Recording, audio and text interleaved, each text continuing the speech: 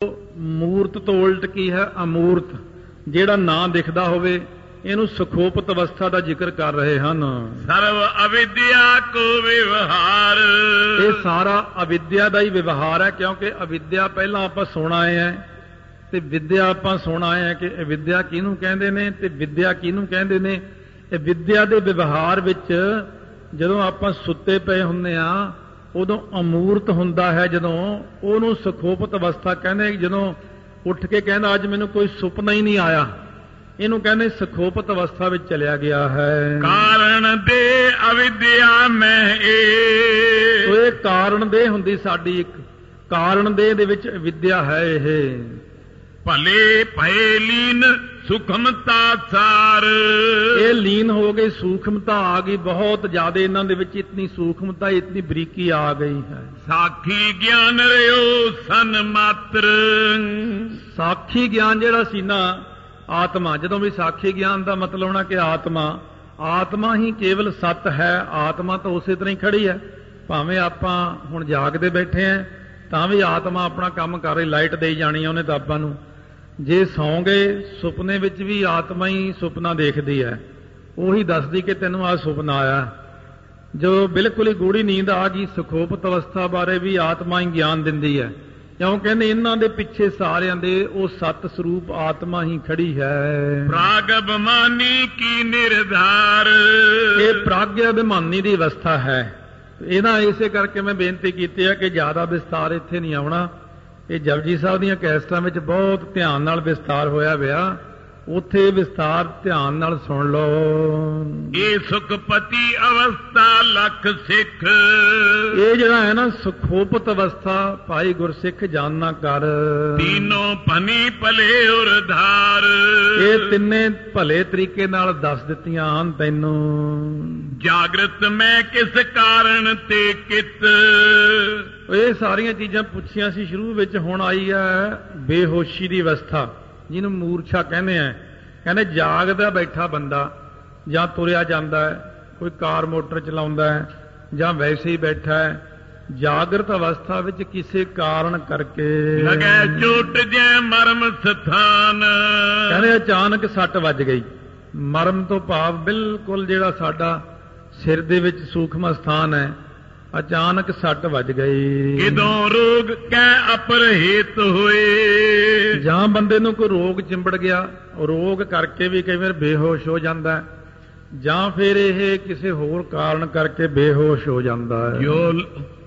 ਜੋ ਲੋ ਰਹਿ ਅਚੇਤ ਮਹਾਨ, ਗੱਲ ਕੇ ਕਹਿੰਦੇ ਜਦ ਤੱਕ ਬਹੁਤ ਬੇਹੋਸ਼ ਰਹੇ ਉਦੋਂ ਤੱਕ ਇਹ ਜਾਣਦਾ ਤਾਂ ਹੈ ਨਾ। ਕਹਿੰਦਾ ਮੈਨੂੰ ਸੁਣਦਾ ਤਾਂ ਸਾਰਾ ਕੁਝ ਜਿਹਾ ਸੀ। ਬੇਹੋਸ਼ ਬੰਦੇ ਨੂੰ ਕੰਨਾਂ ਰਾਹੀਂ ਸੁਣੀ ਜਾਂਦਾ ਹੁੰਦਾ ਕਈ ਵਾਰੀ, ਪਰ ਉਹ ਕੁਝ ਕਰ ਨਹੀਂ ਸਕਦਾ, ਉਹਦਾ ਸਰੀਰ ਇਸ ਹਾਲਤ ਵਿੱਚ ਹੁੰਦਾ ਹੈ।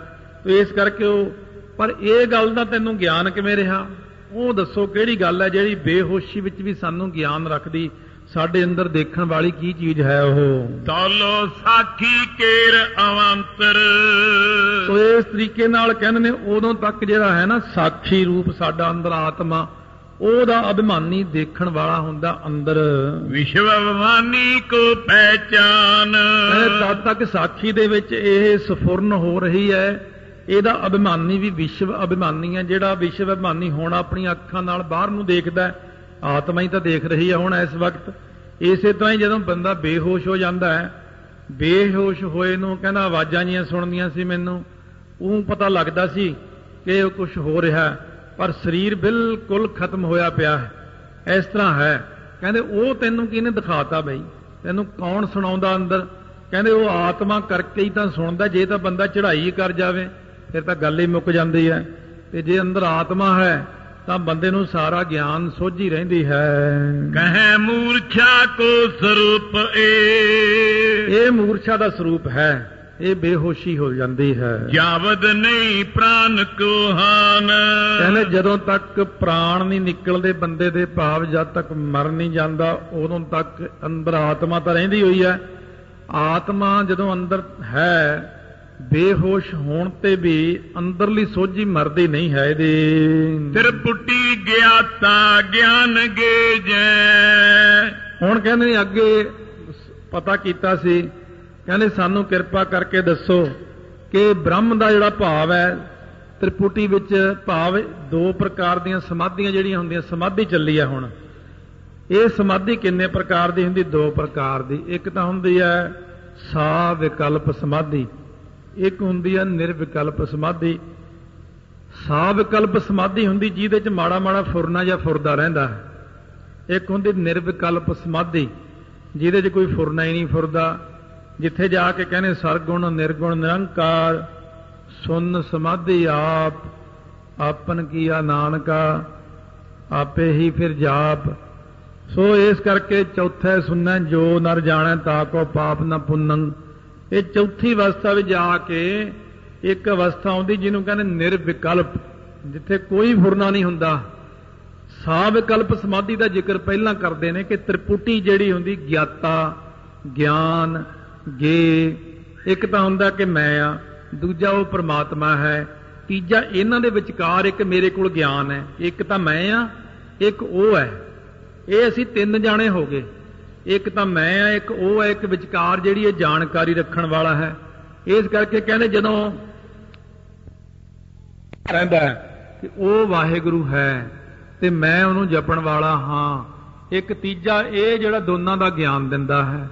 ਇਹ ਸਾ ਵਿਕਲਪ ਸਮਾਧੀ ਦਾ ਅਲੱਗ ਹੀ, ਪਰ ਹਲੇ ਤੱਕ ਪੱਕੀ ਸਮਾਧੀ ਨਹੀਂ ਹੈ ਇਹ। ਇਹਦੇ ਵਿੱਚ ਵੀ ਹਲੇ ਤੱਕ ਫੁਰਨਾ ਫੁਰਦਾ ਹੈ। ਭਾਸੈ ਬ੍ਰਹਮ ਭਾਵ ਕੋ ਲੀਨ। ਵੈਸੇ ਬ੍ਰਹਮ ਭਾਵ ਦੇ ਵਿੱਚ ਤਾਂ ਲੀਨ ਹੋ ਜਾਂਦਾ ਹੈ, ਭਾਸਦਾ ਰਹਿੰਦਾ, ਮਾੜਾ ਮਾੜਾ ਸੰਕਲਪ ਜਿਹਾ ਰਹੀ ਜਾਂਦਾ ਹੈ। ਤੇ ਸਮਾਧ ਸਾ ਵਿਕਲਪ ਕਹਿਤ। ਕਹਿੰਦੇ ਇਹਨੂੰ ਸਾ ਵਿਕਲਪ ਸਮਾਧੀ ਸਿਆਣੇ ਕਹਿੰਦੇ ਨੇ। ਜੈ ਤ੍ਰਿਪੁਟੀ ਵਿਕਲਪ ਵਿਹੀਨ। ਸੋ ਜਿੱਥੇ ਤ੍ਰਿਪੁਟੀ ਜਿਹੜੀ ਹੈ ਵਿਕਲਪ ਤੋਂ ਵਿਹੀਨ ਹੋ ਜਾਂਦੀ ਹੈ, ਇੱਕ ਬ੍ਰਹਮ ਭਾਵ ਸਮੇਤ ਸਮਾਧੀ। ਜਿੱਥੇ ਤ੍ਰਿਪੁਟੀ ਚ ਵਿਕਲਪ ਤੋਂ ਵਿਹੀਣੀ ਹੋ ਕੇ ਇਹ ਭੁੱਲ ਜਾਂਦਾ ਕਿ ਗਿਆਤਾ ਗਿਆਨ ਗੇ ਤਿੰਨੇ ਮੁੱਕ ਜਾਂਦੇ ਨੇ। ਬਸ ਇਹੀ ਰਹਿ ਜਾਂਦਾ ਹੈ ਕਿ ਤੂੰ ਹੀ ਤੂੰ ਹੀ ਤੂੰ ਹੀ। ਜਿੱਥੇ ਜਾ ਕੇ ਇਹ ਮੁੱਕ ਜਾਂਦਾ ਕਿ ਮੈਂ ਜਾਪ ਕਰਦਾ, ਉਹ ਵਾਹਿਗੁਰੂ ਹੈ, ਇਹ ਹੁਣ ਖਤਮ ਹੋ ਗਿਆ। ਹੁਣ ਤੂੰ ਕਰਤਾ ਤੂੰ ਹੁਆ ਮੁਝ ਮੈਂ ਰਹਾ ਨਾ ਹੂੰ। ਉਹ ਜਿਹੜਾ ਹੂੰ ਕਰਦਾ ਹਾਂ ਮੈਂ ਵਿੱਚੋਂ ਖੋਵੈ, ਇਹ ਚੀਜ਼ ਸਾਰੀ ਜਦੋਂ ਮੁੱਕ ਗਈ ਅੰਦਰੋਂ, ਵਾਹਿਗੁਰੂ ਵਿੱਚ ਇੱਕ ਮਿਕ ਹੋ ਗਿਆ, ਪਾਣੀ ਦੀ ਤਰ੍ਹਾਂ ਲੀਨ ਹੀ ਹੋ ਗਿਆ ਜਦੋਂ ਜੀਵ। ਕਹਿੰਦੇ ਉਹ ਜਾ ਕੇ ਫਿਰ ਬਣ ਜਾਂਦੀ ਹੈ ਨਿਰਵਿਕਲਪ ਸਮਾਧੀ। ਵਿਸ਼ਵ ਅਭਿਮਾਨੀ ਕੀ ਸਾਖੀ ਮੈਂ। ਇਹ ਜਿਹੜਾ ਵਿਸ਼ਵ ਅਭਿਮਾਨੀ ਹੈ, ਦੱਸਿਆ ਨਾ ਕਿ ਵਿਸ਼ਵ ਨਾਮ ਸੰਸਾਰ ਦਾ ਹੈ। ਅਭਿਮਾਨੀ ਹੁੰਦਾ ਦੇਖਣਾ ਕਿ ਮੈਂ ਦੇਖਦਾ ਹਾਂ, ਇਉਂ ਕਹਿੰਦੇ ਅਭਿਮਾਨੀ ਹੈ ਵਿਸ਼ਵ ਦਾ। ਇਹ ਜਿਹੜਾ ਜੀਵ ਹੈ ਵਿਸ਼ਵ ਅਭਿਮਾਨੀ ਦਾ ਭਾਵ ਇਹਦੇ ਮੰਗਰ ਜਿਹੜਾ ਸਾਖੀ ਕੌਣ? ਆਤਮਾ ਜਿਹੜੀ ਸਾਨੂੰ ਅੰਦਰੋਂ ਗਿਆਨ ਪ੍ਰਗਟ ਕਰਦੀ ਹੈ ਕਿ ਇਹ ਅੱਖਾਂ ਦੇ ਰਾਹੀਂ ਆਪਾਂ ਸੰਸਾਰ ਨੂੰ ਦੇਖਦੇ ਹਾਂ। ਦੋਏ ਪ੍ਰਕਾਰ ਕੀ ਕਹਿ ਪ੍ਰਵੀਨ। ਕਹਿੰਦੇ 2 ਤਰ੍ਹਾਂ ਦੀ ਸਮਾਧੀ ਸਿਆਣੇ ਬੰਦੇ ਇਸ ਤਰ੍ਹਾਂ ਕਹਿੰਦੇ ਨੇ ਕਿ ਇਹ 2 ਤਰ੍ਹਾਂ ਦੀ ਸਮਾਧੀ ਹੁੰਦੀ ਹੈ। ਸਮਾਧ ਮੂਰਛਾ 3 ਅਵਸਥਾ। ਹੁਣ ਕਹਿੰਦੇ ਨੇ ਅੱਗੇ ਕਿ ਇੱਕ ਸਮਾਧੀ ਲੱਗਣੀ, ਇੱਕ ਮੂਰਛਾ ਬੇਹੋਸ਼ੀ ਹੋਣੀ, ਇੱਕ 3 ਅਵਸਥਾ ਜਿਹੜੀਆਂ ਸੀਗੀਆਂ ਜਾਗਰਤ ਸੁਪਨ ਤੇ ਸੁਖੋਪਤ, ਇਹ 3 ਅਵਸਥਾ। ਸਬਨ ਪ੍ਰਕਾਸ਼ੈ ਭਾਵ ਅਭਾਵ। ਇਹਨਾਂ ਸਾਰੀਆਂ ਅਵਸਥਾ ਦਾ ਭਾਵ ਅਭਾਵ ਜਿਹੜਾ ਪ੍ਰਕਾਸ਼ਮਾਨ ਕਰਦਾ ਪਿੱਛੇ ਬੈਠ ਕੇ। ਨਿਜ ਅਨਸੂਤ ਸਬਨ ਮੈਂ ਦੇਖੈ। ਆਪਣਾ ਹੀ ਰੂਪ ਸਾਰਿਆਂ 'ਚ ਦੇਖਦਾ ਹੈ ਜਿਹੜਾ ਇੱਥੇ ਅਵਸਥਾ 'ਚ ਪਹੁੰਚ ਜਾਂਦਾ ਹੈ। ਭਾਵ ਸਮਾਧੀ ਦੇ ਵਿੱਚ ਵੀ ਜਿਹੜਾ ਗਿਆਤਾ ਗਿਆਨ ਗੇ ਦਾ ਗਿਆਨ ਕਰਾਉਣ ਵਾਲਾ ਉਹ ਕੌਣ ਆ? ਉਹ ਆਤਮਾ ਹੈ। ਇੱਕ ਨਿਰਵਿਕਲਪ ਸਮਾਧੀ ਵਿੱਚ ਜਾ ਕੇ ਜਿਹੜਾ ਜਿੱਥੇ ਇਹ ਹੋ ਜਾਂਦਾ ਕਿ ਤੂੰ ਹੀ ਤੂੰ ਹੀ ਤੂੰ ਹੀ ਤੂੰ ਹੀ, ਉਹਦਾ ਵੀ ਸਾਨੂੰ ਜਣਾਉਣ ਵਾਲਾ ਕੌਣ ਆ? ਉਹ ਵੀ ਸਾਡੀ ਆਤਮਾ ਹੈ। ਕਹਿੰਦੇ ਫਿਰ ਸਮਾਧੀ ਵਿੱਚ ਤੇ ਮੂਰਛਾ ਵਿੱਚ ਤੇ ਜਾਗਰ ਸੁਪਨ ਸੁਖੋਪਤ ਵਿੱਚ ਤਿੰਨਾਂ ਵਿੱਚ ਕੌਣ ਦੱਸਦਾ? ਭਾਵ ਉਹ ਵੀ ਸਾਡੀ ਆਤਮਾ ਹੈ।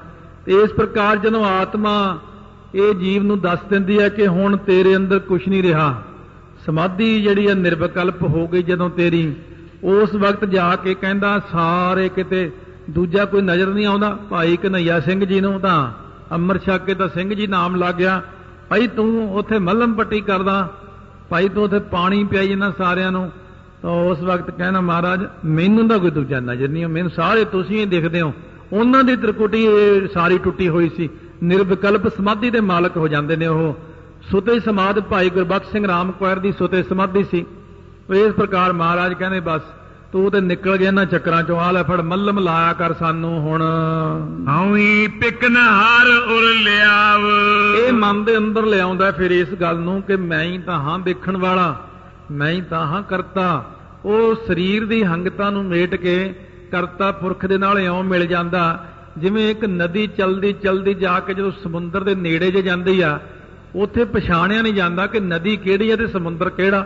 ਉਹ ਬ੍ਰਹਮ ਦੇ ਵਿੱਚ ਬ੍ਰਹਮ ਗਿਆਨੀ ਹੋ ਕੇ, ਬ੍ਰਹਮ ਗਿਆਨ ਦੇ ਵਿੱਚ ਪਹੁੰਚ ਕੇ, ਬ੍ਰਹਮ ਦਾ ਸਰੂਪ ਹੋ ਕੇ, ਬ੍ਰਹਮ ਗਿਆਨੀ ਸਭ ਸ੍ਰਿਸ਼ਟ ਕਾ ਕਰਤਾ, ਬ੍ਰਹਮ ਗਿਆਨੀ ਸਤ ਜੀਵੈ ਨਹੀਂ ਮਰਤਾ।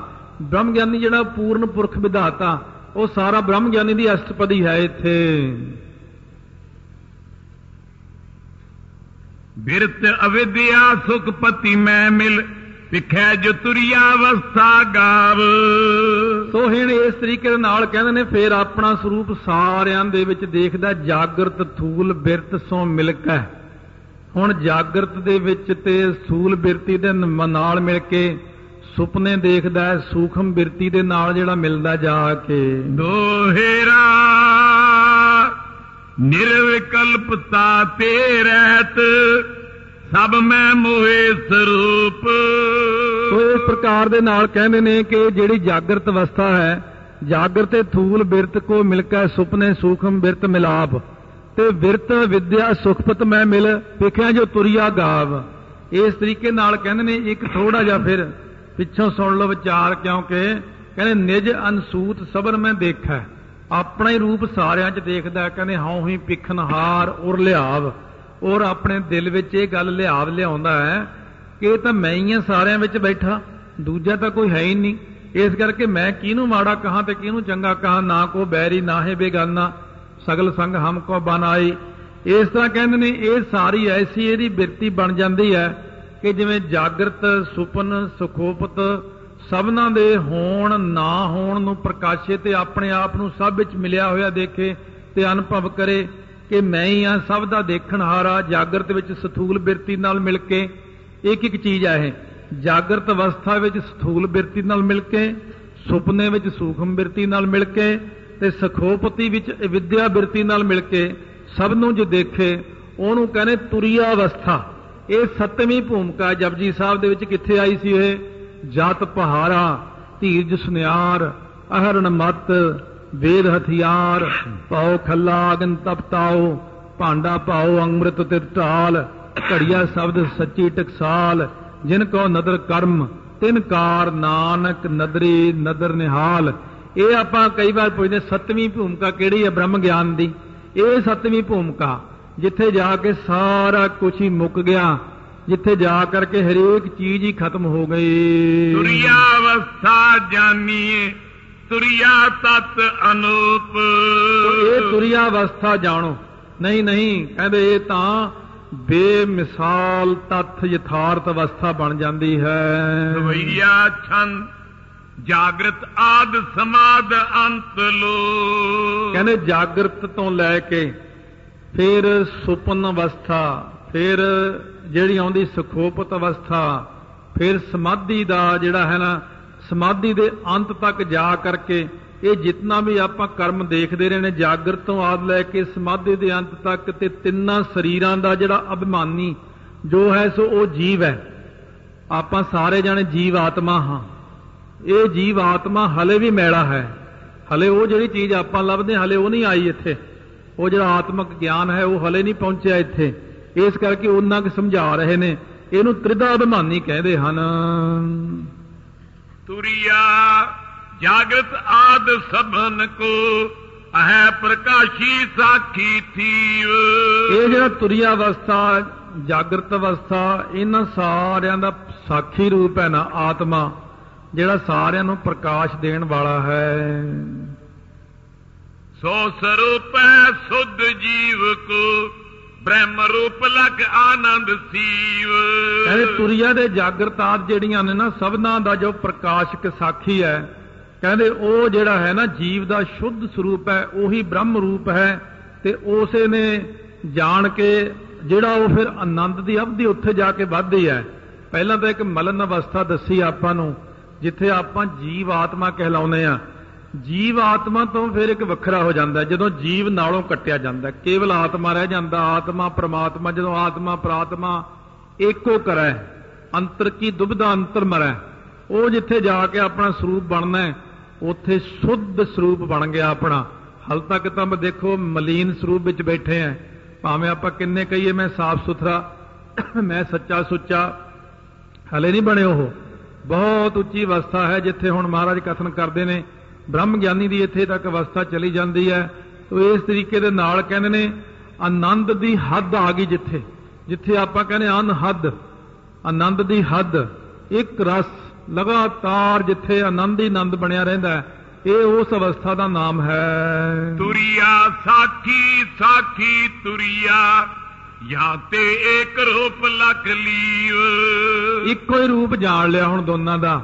ਤੁਰਿਆ ਤਾਂ ਸਾਖੀ ਤੇ ਸਾਖੀ ਤੁਰਿਆ, ਦੋਨਾਂ ਦਾ ਹੁਣ ਇੱਕੋ ਹੀ ਰੂਪ ਜਾਣ ਲਿਆ। ਕਿ ਤੁਰਿਆ ਤਾਂ ਆਪਾਂ ਸੁਣੀ ਲਈ ਕਿਹੜੀ ਅਵਸਥਾ ਨੂੰ ਕਹਿੰਦੇ ਨੇ, ਤੇ ਸਾਖੀ ਕੌਣ? ਆਤਮਾ। ਇਹ ਸਾਰਾ ਇੱਕੋ ਹੀ ਰੂਪ ਜਾਣ ਲਿਆ ਕਿ ਪਾਣੀ ਸੰਗ ਪਾਣੀ ਦੀ ਅਵਸਥਾ ਵਿੱਚ ਚਲਿਆ ਗਿਆ।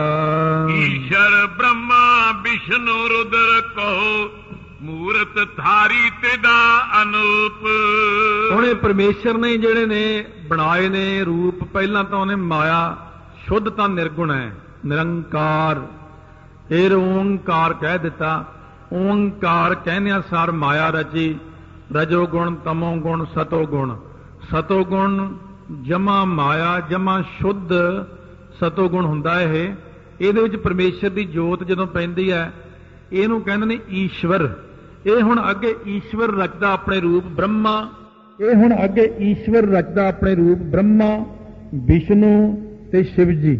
ਇਹ ਤਿੰਨ ਮੂਰਤਾਂ ਧਾਰਦਾ ਹੈ ਈਸ਼ਵਰ। ਨਿਰੰਕਾਰ ਇਹਨਾਂ ਤੋਂ ਉੱਪਰ ਨੇ। ਨਿਰੰਕਾਰ ਤਾਂ ਮਾਇਆ ਤੋਂ ਰਹਿਤ ਹੁੰਦੇ ਨੇ। ਜਦੋਂ ਆਪ ਜੀ ਰੂਪ ਦੂਜਾ ਧਾਰਦੇ ਨੇ ਮਾਇਆ ਦੇ ਸੰਯੁਕਤ ਹੋ ਕੇ ਸ਼ੁੱਧ ਸਤੋਗੁਣ ਨੂੰ ਲੈ ਕੇ, ਉਦੋਂ ਈਸ਼ਵਰ ਜੀ ਬਣ ਜਾਂਦੇ ਨੇ। ਈਸ਼ਵਰ ਹੀ ਅੱਗੇ ਤਿੰਨ ਰੂਪ ਧਾਰਨ ਕਰਕੇ ਇੱਕ ਸੰਸਾਰੀ, ਇੱਕ ਭੰਡਾਰੀ, ਇੱਕ ਲਾਏ ਦੀ ਬਾਣ, ਇਹਨਾਂ ਰੂਪਾਂ ਨੂੰ ਧਾਰਨ ਕਰ ਲੈਂਦੇ ਹਨ। ਬ੍ਰਹਮ ਸਰੂਪ ਸਤੁਰਿਆ ਜੀਵੈ, ਈਸ਼ਰ ਤੁਰਿਆ ਬ੍ਰਹਮ ਸਰੂਪ। ਪਰ ਇਹਨਾਂ ਸਾਰੀਆਂ ਦਾ ਮੂਲ ਹੈ ਤੁਰਿਆ। ਜੀਵ ਦਾ ਵੀ ਮੂਲ ਤੁਰਿਆ ਹੈ ਤੇ ਈਸ਼ਵਰ ਦਾ ਮੂਲ ਵੀ ਤੁਰਿਆ ਹੈ, ਕਿਉਂਕਿ ਚੱਲੇ ਆਪਾਂ ਪਿੱਛੋਂ ਸਾਰੇ ਇੱਕ ਥਾਂ ਤੋਂ ਹੀ ਹੋਏ ਆ। ਭਾਵੇਂ ਉਹ ਬ੍ਰਹਮਾ ਵਿਸ਼ਨੂੰ ਮਹੇਸ਼ ਨੇ, ਭਾਵੇਂ ਆਮ ਜੀਵ ਨੇ, ਸਾਰੇ ਜਣੇ ਆਪਾਂ ਹਾਂ ਤਾਂ ਇੱਕ ਥਾਂ ਦੀ ਉਪਜੀ ਆ ਨਾ। ਓੰਕਾਰ ਤੋਂ ਹੀ ਸਾਰੇ ਪੈਦਾ ਹੋਏ ਨੇ। ਫਰਕ ਸਿਰਫ ਇੰਨਾ ਹੈ ਕਿ ਜਿਵੇਂ ਆਪਾਂ ਕਿਸੇ ਨੂੰ ਕਹੀਏ ਵੀ ਆਹ ਚੀਜ਼ ਇੱਕੋ ਹੀ ਰੂਪ ਹੈ, ਵੀ ਇਹ 1000 ਰੁਪਏ ਦੀ ਕਹੀ ਜਾਂਦੇ ਹੋ, ਇਹ ਚੀਜ਼ ਜਿਹੜੀ ਆ ਇਹ 500 ਦੀ ਕਹੀ ਜਾਂਦੇ ਹੋ, ਤੇ ਇਹ ਤੁਸੀਂ 100 ਰੁਪਏ ਦੀ ਕਹੀ ਜਾਂਦੇ ਹੋ, ਤੇ ਇਹ ਹੈ ਸਾਰਾ ਦੇਖਣ ਨੂੰ ਇੱਕੋ ਜਿਹਾ ਲੱਗਦਾ। ਉਹ ਕਹਿੰਦੇ ਮਟੀਰੀਅਲ ਦਾ ਫਰਕ ਹੈ, ਇਹ ਮਟੀਰੀਅਲ ਦਾ ਹੀ ਫਰਕ ਹੈ। ਆਹ ਜਿਹੜੇ 1000 ਰੁਪਏ ਵਾਲੀ ਹੈ, ਇਹ ਤਾਂ ਤੁਸੀਂ ਭਾਵੇਂ ਸਿੱਟੀ ਜਾਓ, ਮਰੋੜੀ ਜਾਓ, ਤੋੜੀ ਜਾਓ, ਇਹਨੂੰ ਕੱਖ ਨਹੀਂ ਹੁੰਦਾ। ਇਹ ਸ਼ੁੱਧ ਮਟੀਰੀਅਲ ਹੈ ਇਹਦੇ 'ਚ। ਆ 500 ਰੁਪਏ ਵਾਲੀ ਜਿਹੜੀ ਆ, ਇਹਦੇ ਥੋੜਾ ਮਟੀਰੀਅਲ ਹੈ, ਠੀਕ ਠੀਕ ਹੈ। ਆ 100 ਰੁਪਏ ਵਾਲਾ ਤਾਂ ਸਾਡੀ ਕੋਈ ਗਰੰਟੀ ਨਹੀਂ, ਘਰ ਜਾਂਦੀ ਟੁੱਟ ਜੇ ਭਾਵੇਂ ਇਹ। ਆਪਾਂ ਵੀ ਇਸੇ ਤਾਂ ਤੁਰਿਆ 'ਚੋਂ ਪੈਦਾ ਹੋਏ ਵੇ ਆ। ਇਹ ਜਿਹੜੇ ਈਸ਼ਵਰ ਤੋਂ ਪੈਦਾ ਹੋਏ ਬ੍ਰਹਮਾ ਵਿਸ਼ਨੂੰ ਮਹੇਸ਼ ਹੁਣੀ, ਇਹ ਸਾਰਿਆਂ ਨਾਲੋਂ ਉੱਪਰ ਨੇ। ਜੀਵ ਕੋਟੀ 'ਚ ਹੀ ਆ ਜਾਂਦੇ ਨੇ ਜਾਂ ਦੇਵ ਕੋਟੀ 'ਚ ਆ ਜਾਂਦੇ ਨੇ।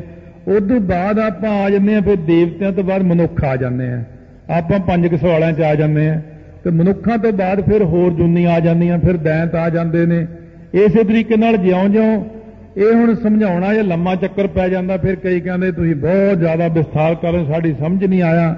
ਸੁਣਨਾ ਤਾਂ ਹੁਣ ਤੁਹਾਨੂੰ ਪੈਣਾ ਹੀ, ਜੇ ਆ ਗਏ ਤਾਂ ਹੁਣ ਸੁਣਨਾ ਹੀ ਪੈਣਾ ਇਹ।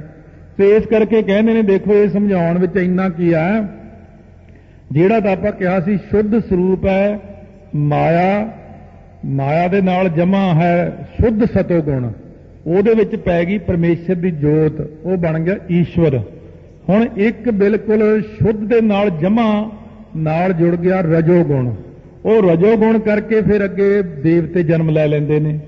ਰਜੋ ਗੁਣ ਦੇ ਵਿੱਚ ਫਿਰ ਤਮੋ ਗੁਣ ਮਿਲ ਜਾਂਦਾ ਆ ਕੇ। ਉਹ ਤਮੋ ਗੁਣ ਮਿਲਣੇ ਕਰਕੇ ਜੀਵ ਮਲੀਨ ਹੋ ਜਾਂਦਾ ਹੈ। ਇਸ ਤਰ੍ਹਾਂ ਸਾਡੀਆਂ ਅੱਗੇ ਅੱਗੇ ਜਾਤੀਆਂ ਬਣਦੀਆਂ, ਸਾਡੇ ਸੁਭਾਅ ਬਣਦੇ ਨੇ। ਜਿਹੜਾ ਬਿਲਕੁਲ ਹੀ 100% ਤੇ ਵਿੱਚ 90 ਗੁਣਾ ਜਿਹਦੇ ਵਿੱਚ ਤਮੋ ਗੁਣ ਹੁੰਦਾ, ਉਹਨਾਂ ਨੂੰ ਜੀਵਾਂ ਨੂੰ ਫਿਰ ਆ ਡੰਗਰਾਂ ਦੀਆਂ ਜੁੰਨੀਆਂ ਮਿਲਦੀਆਂ ਜਾ ਕੇ ਜਰਾ, ਇਸ ਤਰੀਕੇ ਨਾਲ ਅੱਗੇ ਅੱਗੇ ਅੱਗੇ ਇਹਨਾਂ ਦੀ ਵੰਡ ਹੁੰਦੀ ਰਹਿੰਦੀ ਹੈ। ਈਸ਼ਰ ਜੀਵ ਏਕੇਮ ਜਾਨੋ, ਇਸ ਕਰਕੇ ਈਸ਼ਵਰ ਅਤੇ ਜੀਵ ਹੈ ਦੋਵੇਂ ਇੱਕੋ ਹੀ ਰੂਪ। ਇਸੇ ਕਰਕੇ ਆਪਾਂ ਕਥਾ 'ਚ ਕਈ ਵਾਰ ਕਹਿੰਦੇ ਜੀਵ ਅਤੇ ਈਸ਼ ਦੀ ਏਕਤਾ ਕਰਨੀ ਹੈ। ਏਕਤਾ ਕਿਵੇਂ ਕਰੀਏ? ਇਹਨਾਂ ਦੀ ਏਕਤਾ ਕਿਵੇਂ ਹੋ ਸਕਦੀ ਹੈ? ਜੀਵ ਤਾਂ ਇੰਨਾ ਮਲੀਨ ਹੋਇਆ ਬੈਠਾ ਵਿਸ਼ਿਆਂ ਵਿਕਾਰਾਂ ਵਿੱਚ, ਈਸ਼ਵਰ ਸ਼ੁੱਧ ਹੈ ਬਿਲਕੁਲ, ਤੇ ਆਪਾਂ ਨੇ ਇਹਦੀ ਸ਼ੁੱਧਤਾ ਨੂੰ ਕਿਵੇਂ ਲਿਆਉਣਾ? ਵਾਹਿਗੁਰੂ ਵਾਹਿਗੁਰੂ ਵਾਹਿਗੁਰੂ ਵਾਹਿਗੁਰੂ ਕਰ ਕਰਕੇ ਆਪਣੇ ਆਪ ਨੂੰ ਜੀਵ ਪੁਣੇ ਵਿੱਚੋਂ ਕੱਢ ਕੇ ਈਸ਼ਵਰ ਤੱਕ ਲੈ ਜਾਣਾ। ਈਸ਼ਵਰ ਤੋਂ ਅੱਗੇ ਆਪੇ ਹੀ ਕਿਰਪਾ ਹੋ ਜਾਣੀ ਹੈ। ਮੈਂ ਤੁਰਿਆ ਹੀ ਇਨ ਕੋ ਰੂਪ, ਤੇ ਇਸ ਕਰਕੇ ਦੋਨੋਂ ਜਾਣੇ ਇਹ ਤੁਰਿਆ ਦਾ ਰੂਪ ਨੇ, ਜਿਹੜੇ ਪਿੱਛੇ ਸੁਣਾ ਕੇ ਆਏ ਨਾ, ਇਹਨਾਂ ਦਾ ਰੂਪ, ਇਹ ਤੁਰਿਆ ਦਾ ਹੀ ਰੂਪ ਦੋਵੇਂ ਜਾਣੇ ਈਸ਼ਵਰ ਹੈ। ਚਾਹੇ ਉਹ ਫਿਰ ਈਸ਼ਵਰ ਤੋਂ ਅੱਗੇ ਬ੍ਰਹਮਾ ਵਿਸ਼ਨੂੰ ਮਹੇਸ਼ ਨੇ, ਚਾਹੇ ਉਹ 33 ਕਰੋੜ ਦੇਵਤਾ ਹੈ, ਉਦੋਂ ਅੱਗੇ ਮਨੁੱਖਾਂ ਦੀ ਜੁਨੀ ਆ ਜਾਂਦੀ ਹੈ। ਇੱਕ ਪਾਸੇ ਤਮੋ ਗੁਣੀ ਦੈਂਤ ਨਿਕਲ ਜਾਂਦੇ ਨੇ, ਤਮੋ ਗੁਣ ਤੋਂ ਫਿਰ ਕਈ ਕੁਝ ਬਣਾਇਆ, ਅੱਗੇ ਰਜੋ ਗੁਣੀਆਂ ਤੋਂ ਇੱਕ ਬਣਾਇਆ, ਫਿਰ ਸਤੋ ਗੁਣੀਆਂ ਤੋਂ ਵਿਸ਼ਨੂੰ ਨੂੰ ਬਣਾਤਾ, ਤੇ ਇਸੇ ਪ੍ਰਕਾਰ ਜਿਹੜਾ ਰਜੋ ਗੁਣੀ ਸੀ ਇਹ ਬ੍ਰਹਮਾ ਨੂੰ ਬਣਾਤਾ, ਤਮੋ ਗੁਣੀ ਸ਼ਿਵ ਜੀ ਨੂੰ ਬਣਾਤਾ। ਇਹ ਮਾਰਨ ਤੇ ਹੀ ਲੱਗਿਆ ਹੁੰਦਾ ਜਦੋਂ ਹੁਕਮ ਹੋ ਜਾਂਦਾ ਅਕਾਲ ਪੁਰਖ ਦਾ। ਇਸੇ ਤਰ੍ਹਾਂ ਜੀਵ ਦੀਆਂ ਅਵਸਥਾਵਾਂ ਬਣਦੀਆਂ ਹਨ। ਅੱਗੇ ਸਾਖੀ ਕੋ ਸਰੂਪ ਨਿਰਵਿਕਲਪ, ਇਹ ਜਿਹੜਾ ਸਾਖੀ ਦਾ ਆਤਮਾ ਦਾ ਸਰੂਪ ਹੈ ਇਹ ਨਿਰਵਿਕਲਪ ਹੈ। ਸਾਖੀ ਜਿਹੜੀ ਆਤਮਾ ਹੈ ਨਾ ਸਾਡੀ, ਇਹ ਨਿਰਵਿਕਲਪ ਵਿੱਚ ਵਰਤਦੀ ਹੈ। ਆਤਮਾ ਤਾਂ ਇੰਨਾ ਆਨੰਦਮਈ ਹੈ, ਉਹ ਬੰਦੇ ਨੂੰ ਫਿਰ ਜਾ ਕੇ ਹਿਲਾਓ ਤਾਂ ਤੁਸੀਂ ਵੀ ਹਿੱਲ ਭਾਈ। ਬਾਬਾ ਮੋਹਨ ਜੀ ਤੋਂ ਪੋਥੀਆਂ ਲੈਣ ਗਏ, ਭਾਈ ਗੁਰਦਾਸ ਜੀ ਦਾ ਦਰਵਾਜ਼ੇ ਦਰੂਜੇ ਖੜਕਾ ਕੇ ਮੁੜ ਆਏ। ਉਹ ਹੁਣ ਤਾਂ ਚੜੀ ਸੀ ਅਵਸਥਾ। ਫਿਰ ਉਸ ਤੋਂ ਬਾਅਦ ਬਾਬਾ ਬੁੱਢਾ ਜੀ ਨੇ ਜਾ ਕੇ ਦਰਵਾਜ਼ੇ ਹੀ ਪੱਟਤੇ। ਉਸ ਵਕਤ ਭੱਜੇ ਆਏ ਬਾਬਾ ਮੋਹਰੀ ਜੀ ਹੁਣੀ, ਕਹਿੰਦੇ ਦੇਖਿਓ ਕਿਤੇ ਸ਼ਰਾਪ ਨਾ ਦੇ ਦੇਣ। ਫਿਰ ਚਲੇ ਗਏ। ਫਿਰ ਆਪ ਪਾਤਸ਼ਾਹ ਆਏ। ਫਿਰ ਜਦ ਕੀਰਤਨ ਕੀਤਾ ਨਾ, ਸ਼ਬਦ ਦਾ ਅਭਿਆਸ, ਉੱਥੇ ਬਹਿ ਕੇ ਸ਼ਬਦ ਪੜ੍ਹਿਆ, ਉਹ ਸ਼ਬਦ ਦੇ ਨਾਲ ਉੱਤੋਂ ਉਤਰਿਆ ਥੱਲੇ ਨੂੰ ਅਵਸਥਾ। ਫਿਰ ਉਤਰਦਿਆਂ ਫਿਰ ਸਰੀਰ ਦੀ ਸੋਝੀ ਹੋ ਆਈ। ਕਹਿੰਦੇ ਇਹ ਕੌਣ ਕੀਰਤਨ ਕਰ ਰਿਹਾ? ਕਹਿੰਦੇ ਗੁਰੂ ਅਰਜਨ ਦੇਵ ਜੀ। ਫਿਰ ਉੱਠੇ ਜਾ ਕੇ ਕਿਤੇ। ਸੋ ਇਸ ਕਰਕੇ ਉਹ ਜਿਹੜਾ ਨਾ ਜੀਵ, ਜਦੋਂ ਨਿਰਵਿਕਲਪ ਸਮਾਧੀ ਵਿੱਚ ਚਲਾ ਜਾਂਦਾ ਤਾਂ ਆਨੰਦ ਦੀ ਹੱਦ ਮੁੱਕ ਜਾਂਦੀ। ਉੱਥੇ ਇਤਨਾ ਆਨੰਦ ਆ ਜਾਂਦਾ ਹੈ, ਨਾ ਕੁਝ ਖਾਣ ਨੂੰ ਜੀ ਕਰੇ, ਨਾ ਪੀਣ ਨੂੰ ਜੀ ਕਰੇ। ਫਿਰ ਤਾਂ ਇੱਕੋ ਹੀ ਗੱਲ ਕਹਿੰਦਾ ਹੈ, ਵਾਹਿਗੁਰੂ ਕਿਰਪਾ ਕਰ, ਰਾਜ ਨਾ ਚਾਹੋ, ਮੁਕਤ ਨਾ ਚਾਹੋ, ਮਨ ਪ੍ਰੀਤ ਚਰਨ ਕਮਲਾਰੇ। ਦੋਹੇਰਾ ਸੋ ਬ੍ਰਹਮ ਕੇ ਸੋ ਮਿਲਿਓ, ਨੈ ਨਿਆਰੋ ਨੈ ਕੇ ਸਾਥ। ਇਸ ਕਰਕੇ ਉਹ ਬ੍ਰਹਮ ਕਿਹਦੇ ਨਾਲ ਮਿਲਿਆ? ਸਾਰਿਆਂ ਨਾਲ ਹੀ ਮਿਲਿਆ। ਨਾ ਉਹ ਵੱਖਰਾ ਸਾਤੋਂ ਤੇ ਨਾ ਅਸੀਂ ਉਹ ਤੋਂ ਵੱਖਰੇ ਹਾਂ। ਨਾ ਉਹਨੂੰ ਇਹ ਕਹਿ ਸਕਦੇ ਹੋ ਕਿ ਸਾਤੋਂ ਦੂਰ ਹੈ, ਉਹ ਸਾਡੇ ਤੋਂ ਦੂਰ ਵੀ ਨਹੀਂ ਹੈ, ਸਾਡੇ ਦੇਖਣ ਨੂੰ ਨੇੜੇ ਵੀ ਨਹੀਂ ਲੱਗਦਾ। ਕਿਉਂ? ਇਸ ਕਰਕੇ ਸਾਰੇ ਜਾਣੇ ਕਹਿੰਦੇ ਨੇ ਗਾਵੇ ਕੋ ਵੇਖਿਆ ਹਾਦਰਾ ਹਦੂਰ। ਕੋਈ ਕਹਿੰਦਾ ਬਿਲਕੁਲ ਨੇੜੇ ਹੈ, ਗਾਵੇ ਕੋ ਜਾਪੈ ਦਿਸੈ ਦੂਰ। ਇਹ ਸਾਰਿਆਂ ਵਿੱਚ ਮਿਲਿਆ ਹੋਇਆ ਵੀ ਹੈ ਤੇ ਨਿਰਲੇਪ ਵੀ ਹੈ। ਨਿਰਵਿਕਲਪ ਸੋ ਬ੍ਰਹਮ ਹੈ, ਉਰ ਜਨਾਏ ਗੁਰਨਾਥ। ਕਹਿੰਦੇ ਇਹ ਉਰ ਹਿਰਦੇ ਵਿੱਚ ਜਣਾਉਂਦੇ ਨੇ ਗੁਰੂ ਮਾਲਕ, ਜਿਹਨੂੰ ਜਣਾ ਦੇਣ ਕਿ ਉਹ ਜਿਹੜਾ ਹੈ ਨਾ ਨਿਰਵਿਕਲਪ ਸੋ ਬ੍ਰਹਮ ਹੈ। ਉਹ ਬ੍ਰਹਮ ਹੀ ਕੇਵਲ ਨਿਰਵਿਕਲਪ ਹੈ, ਉਹਦੇ ਵਿੱਚ ਕੋਈ ਸੰਕਲਪ ਨਹੀਂ ਉੱਠਦਾ। ਗਿਣਤੀ ਤਾਂ ਆਪਾਂ ਨਹੀਂ ਕਰ ਸਕਦੇ ਕਿਉਂਕਿ ਉੱਥੇ ਗਿਣਤੀ ਮਿਣਤੀ ਹੈ ਨਹੀਂ, ਪਰ ਅੰਦਾਜ਼ਨ ਇੱਕ ਗੱਲ ਲਾ ਲਓ ਬਈ ਜਦੋਂ ਆਪਣੇ 4 ਯੁੱਗ ਲੰਘ ਜਾਂਦੇ ਨੇ, ਫਿਰ ਇਹ ਜੇ ਇਹਨੂੰ ਇੱਕ ਚੌਂਕੜੀ ਕਹਿੰਦੇ, 4 ਯੁੱਗਾਂ ਦਾ ਇੱਕ ਚੌਂਕੜੀ ਬਣ ਗਈ। ਜਦੋਂ ਇਹ ਜੇ 10 ਚੌਂਕੜੀਆਂ ਲੰਘ ਜਾਣ ਤਾਂ ਇੱਕ ਕਲਪ ਬਣਦਾ ਹੈ। ਹੁਣ ਅਰਬਾਂ ਖਰਬਾਂ ਕਲਪਾਂ ਤੋਂ ਬਾਅਦ ਕਿਤੇ ਜਾ ਕੇ ਪਰਮੇਸ਼ਰ ਨੂੰ ਇਹ ਵੀ ਅੰਦਾਜ਼ਾ ਜਿਹਾ ਲਾ ਰਹੇ ਹਾਂ ਆਪਾਂ, ਵੈਸੇ ਉਹ ਠੀਕ ਨਹੀਂ ਹੈ ਗੱਲ, ਕਿਉਂਕਿ ਉੱਥੇ ਤਾਂ ਸਮਾਂ ਨਹੀਂ ਨਾ ਹੈ ਪਰਮੇਸ਼ਰ ਵਿੱਚ। ਕਦੇ ਜਾ ਕੇ ਸੰਕਲਪ ਹੋਇਆ ਕਿ ਇੱਕ ਤੋਂ ਬਹੁਤੇ ਰੂਪ ਹੋ ਜਾਵਾਂ। ਨਿਰਵਿਕਲਪ ਹੀ ਰਹਿੰਦੇ ਨੇ ਉਹ, ਹੁਣ ਵੀ ਨਿਰਵਿਕਲਪ ਹੀ ਬੈਠੇ ਨੇ। ਜਿੱਦਣ ਕਿਤੇ ਖਿਆਲ ਆ ਗਿਆ ਵੀ ਚਲੋ ਛੱਡੋ ਪਰੇ, ਉਦੋਂ ਹੀ ਆਪਾਂ ਸਭ ਕੁਝ ਹੀ ਖਤਮ ਹੋ ਜਾਣਾ, ਬ੍ਰਹਿਮੰਡ ਸਾਰਾ ਹੀ ਮੁੱਕ ਜਾਣਾ, ਤੱਤਾਂ 'ਚ ਸਾਰੇ ਤੱਤ ਲੀਨ ਹੋ ਜਾਣੇ ਨੇ। ਇਹ ਨਿਰਵਿਕਲਪ ਹੈ ਸਮਾਧੀ। ਨਿਰਵਿਕਲਪ ਸਮਾਧੀ ਵਿੱਚ ਬੰਦਾ 7 ਦਿਨ ਤੋਂ ਵੱਧ ਨਹੀਂ ਜਿਉਂਦਾ, 7 ਦਿਨਾਂ ਬਾਅਦ ਉਹ ਸਰੀਰ ਛੱਡ ਜਾਂਦਾ। ਇਸ ਕਰਕੇ ਕੋਈ ਬ੍ਰਹਮ ਗਿਆਨੀ ਨਿਰਵਿਕਲਪ ਸਮਾਧੀ ਤੱਕ ਜਾਂਦਾ ਹੈ, ਨਹੀਂ ਤਾਂ ਅਕਾਲ ਪੁਰਖ ਵਾਹਿਗੁਰੂ ਨਿਰਵਿਕਲਪ ਸਮਾਧੀ ਵਿੱਚ ਰਹਿੰਦੇ ਹਨ। ਬ੍ਰਹਮ ਰੂਪ ਆਨੰਦ ਹੈ, ਆਨੰਦ ਸੋ ਬ੍ਰਹਮ ਰੂਪ। ਕਹਿੰਦੇ ਬ੍ਰਹਮ ਰੂਪ ਆਨੰਦ ਹੈ ਤੇ ਆਨੰਦ ਉਹ ਬ੍ਰਹਮ ਹੈ, ਦੋਨੋਂ ਇੱਕੋ ਰੂਪ ਨੇ। ਜੇ ਕਿ ਨਾਮ ਕਿਉਂ ਰੱਖਿਆ ਸ੍ਰੀ ਆਨੰਦਪੁਰ ਸਾਹਿਬ, ਕਿਉਂਕਿ ਆਨੰਦ ਤਾਂ ਉੱਥੇ ਆਪ ਆਇਆ ਹੋਇਆ ਸੀ, ਇਸੇ ਕਰਕੇ ਤਾਂ ਆਨੰਦ ਨਾਮ ਰੱਖਿਆ। ਹਜੂਰ ਸਾਹਿਬ, ਕਦੇ ਸੋਚਿਆ ਹਜੂਰ ਸਾਹਿਬ ਕਿਉਂ ਨਾਂ ਰੱਖਿਆ? ਇਹ ਸਾਰੀਆਂ ਚੀਜ਼ਾਂ, ਹਰਿਮੰਦਰ ਸਾਹਿਬ ਕਿਉਂ ਨਾਂ ਰੱਖਿਆ? ਇਹ ਸਾਰੀਆਂ ਚੀਜ਼ਾਂ ਇਸੇ ਚੀਜ਼ ਤੋਂ ਜਣਾਉਂਦੀਆਂ ਨੇ ਕਿ ਆਨੰਦ ਬ੍ਰਹਮ ਹੈ ਤੇ ਬ੍ਰਹਮ ਹੀ ਆਨੰਦ ਹੈ। ਇਹ ਦੋਨੋਂ ਚੀਜ਼ਾਂ ਇੱਕੋ ਹੀ ਰੂਪ ਨੇ, ਉਸੇ ਦਾ ਨਾਮ ਹੀ ਆਨੰਦ ਹੈ। ਜਿਸ ਜਾਣੇ ਬੰਧਨ ਕਟੈ ਮਿਟੈ ਅੰਧ ਤਮ ਕੂਪ। ਜਿਸ ਬ੍ਰਾਹਮਣ ਨੂੰ, ਅਕਾਲ ਪੁਰਖ ਨੂੰ ਜਾਣਨੇ ਕਰਕੇ ਸਾਡੇ ਬੰਧਨ ਕੱਟੇ ਜਾਂਦੇ ਨੇ, ਆਪਾਂ ਨੂੰ ਸਮਝ ਪੈ ਜਾਂਦੀ ਹੈ ਅੰਦਰ ਜਿਹੜੇ ਆਪਣਾ ਨਾ ਅੰਧ ਤਮ ਕੂਪ, ਅੰਧ ਅਗਿਆਨਤਾ ਦਾ ਤਮ ਹਨੇਰਾ, ਕੂਪ ਜਿਹੜਾ ਹੁੰਦਾ ਖੂਹ, ਗਾੜੇ ਬਹੁਤ ਡੂੰਘੇ ਖੂਹੀ ਵਿੱਚ ਕੋਈ ਬੰਦਾ ਡਿੱਗ ਪਵੇ ਨਾ ਤੇ ਹੋਵੇ ਉੱਪਰੋਂ ਹਨੇਰਾ ਤੇ ਬੁਰਾ ਹਾਲ ਹੋ ਜਾਂਦਾ ਉਹਦਾ, ਉੱਥੇ ਤਾਂ ਇੰਨਾ ਅਗਿਆਨਤਾ ਦਾ ਹਨੇਰਾ। ਇਸੇ ਪ੍ਰਕਾਰ ਆਪਾਂ ਵੀ ਅੰਨੇ ਖੂਹ 'ਚ ਡਿੱਗੇ ਹੋਏ ਆ। ਔਰ ਅੱਜ ਹੀ ਪਾਤਸ਼ਾਹ ਨੇ ਸ੍ਰੀ ਮੁਖਵਾਕ ਬਖਸ਼ਿਆ, ਮੰਦਲੇ ਅੰਧ ਬਿਖੈ ਬਿਖਰਾਤੇ ਕਿਉਂ ਚੱਲ ਹੈ ਗੁਰ ਚਾਲੀ, ਸਤਿਗੁਰ ਦਇਆ ਕਰੇ ਸੁਖ ਦਾਤਾ, ਹਮ ਲਾਵੈ ਆਪਨ ਪਾਲੀ, ਗੁਰ ਸਿੱਖ ਮੀਤ ਚਲੋ ਗੁਰ ਚਾਲੀ, ਜੋ ਗੁਰ ਕਹੈ ਸੋਈ ਭਲ ਮਾਨੋ, ਹਰ ਹਰ ਕਥਾ ਨਿਰਾਲੀ। ਐਸੀ ਨਿਰਾਲੀ ਕਥਾ ਮਹਾਰਾਜ ਨੇ ਬਖਸ਼ਿਸ਼ ਕੀਤੀ ਹੈ। ਇੱਕੋ ਵਾਰ 'ਚ ਨਹੀਂ ਸਾਧ ਸੰਗਤ ਜੀ ਇਹ ਗਿਆਨ ਹੁੰਦਾ ਹੈ। ਤਾਂ ਗੱਲ ਤੁਹਾਡੀ ਵੀ ਠੀਕ ਹੈ ਵੀ ਇਹ ਸਾਖੀਆਂ ਠੀਕ ਰਹਿਣਗੀਆਂ। ਇਹ ਗੁਰਦੁਆਰਾ ਮੋਤੀ ਬਾਗ ਸਾਹਿਬ ਕਥਾ ਕੀਤੀ ਸੀ ਬਹੁਤ ਸਾਲ ਪਹਿਲਾਂ, ਉਦੋਂ ਵੀ ਸੰਗਤ ਕਹਿੰਦੀ ਸੀ ਇਹ ਕੀ ਸ਼ੁਰੂ ਕਰ ਲਿਆ, ਮਾਈਆਂ ਬਜ਼ੁਰਗ ਕਹਿੰਦੇ ਉਹ ਸਾਨੂੰ ਤਾਂ ਉਹ ਠੀਕ ਹੈ ਸਾਖੀਆਂ। ਮੈਂ ਕਿਹਾ ਜੇ ਸਾਰੀ ਜ਼ਿੰਦਗੀ ਸਾਖੀਆਂ ਸੁਣਦੇ ਰਹੇ ਤਾਈਆਂ ਤੁਸੀਂ ਕਾਮਯਾਬ ਨਹੀਂ ਹੋਏ। ਸਾਖੀ ਇਹ ਜਿਹੜੀ ਗਿਆਨ ਵਾਲੀ ਚੀਜ਼ ਹੈ, ਜੇ ਬੰਦਾ ਸਾਰੀ ਜ਼ਿੰਦਗੀ ਦਾਲ ਰੋਟੀ ਖਾਂਦਾ ਰਹੇ ਤੇ ਘਿਓ ਨਾ ਖਾਵੇ, ਬਦਾਮ ਨਾ ਖਾਵੇ ਤਾਂ ਫਾਇਦਾ ਕੀ, ਫਿਰ ਤਾਕਤ ਕਿੱਥੋਂ ਆਊਗੀ? ਉਹਦਾ ਤਾਂ ਕਹਿੰਦੇ ਵਿਟਾਮਿਨ ਖਾਣੇ ਚਾਹੀਦੇ ਨੇ। ਇਹ ਹੁਣ ਵਿਟਾਮਿਨ ਰੂਪੀ ਕਥਾ ਹੈ, ਇਹ ਤਾਕਤ ਵਾਲੀ ਕਥਾ ਹੈ। ਇਹ ਤੁਹਾਨੂੰ ਇੰਨਾ ਗਿਆਨ ਦੇ ਦੇਵੇਗੀ ਕਿ ਸਧਾਰਨ ਬੰਦਾ ਤੁਹਾਡੇ ਸਾਹਮਣੇ ਨਹੀਂ ਫਿਰ ਖੜ ਸਕਦਾ। ਨਾਲੇ ਤੁਹਾਨੂੰ ਇਹ ਵੀ ਪਤਾ ਲੱਗ ਜਾਊਗਾ ਕਿ ਆਪਾਂ ਅੰਦਰ ਸਾਡੇ ਸਿਸਟਮ ਕਿੰਨਾ ਕੁ ਵੱਡਾ ਹੈ, ਤੇ ਨਾਲੇ ਇਹ ਵੀ ਪਤਾ ਲੱਗ ਜਾਊਗਾ ਕਿ ਆਪਾਂ ਬਾਣੀ ਕਿਉਂ ਪੜ੍ਹਦੇ ਹਾਂ। ਇਹ ਵੀ ਆਪਾਂ ਨੂੰ ਪਤਾ ਲੱਗ ਜਾਊਗਾ ਵੀ ਆਪਾਂ ਕਿਉਂ ਰੋਜ਼ ਕਹਿੰਦੇ ਆ ਵਾਹਿਗੁਰੂ ਵਾਹਿਗੁਰੂ ਵਾਹਿਗੁਰੂ ਵਾਹਿਗੁਰੂ।